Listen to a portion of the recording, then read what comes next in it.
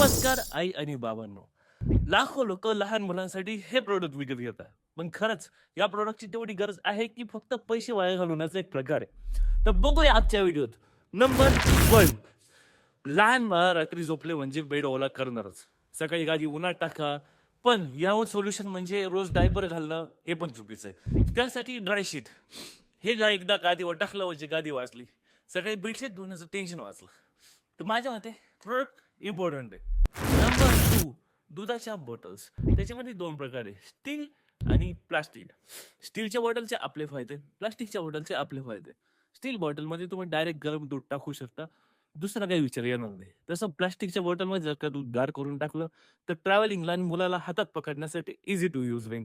याच्यामध्ये तुम्हाला कोणती आवडती ते सांगा कमेंट बॉक्समध्ये. नंबर 3. Powder puff. आता लहान बाळांना आपल्या महाराष्ट्रात तरी या गोष्टीला फारच इग्नोर मारण्यात आलेलं आहे. मला आलं का पावडरचं नाव घ्यायचं, फस फस फस पिण्याची गिरणी करून टाकतं डायरेक्ट. त्याच्यापेक्षा योग्य प्रमाणात हाताचा कॉन्टॅक्ट न येता हे प्रोडक्ट फार इम्पॉर्टंट आहे. नंबर 4. शूज. लहान बाळ कुठं बाहेर राहावं हा 2 प्रश्न विचारा. पण फार इम्पॉर्टंट आहे, कारण मुलाचे पाय गार पडतात बऱ्याच वेळेस. वातावरण कोणतं ते बघून हे तुम्ही घालून देऊ शकता. रात्री झोपलं त्याला एखादा मच्छर चावला तर ते रडायला लागतं. त्याच्या रडल्यामुळे तुमची झोप खराब होईल. त्याच्यापेक्षा नेटची गाणी. एकदा त्यांना नेटच्या गादीवर टाकलं तर नसतं त्याच्यावरची लांब लांब आणि तुम्ही झोपले जवळ. बस आजच्या प्रोडक्ट मध्ये ही लिस्ट आहे.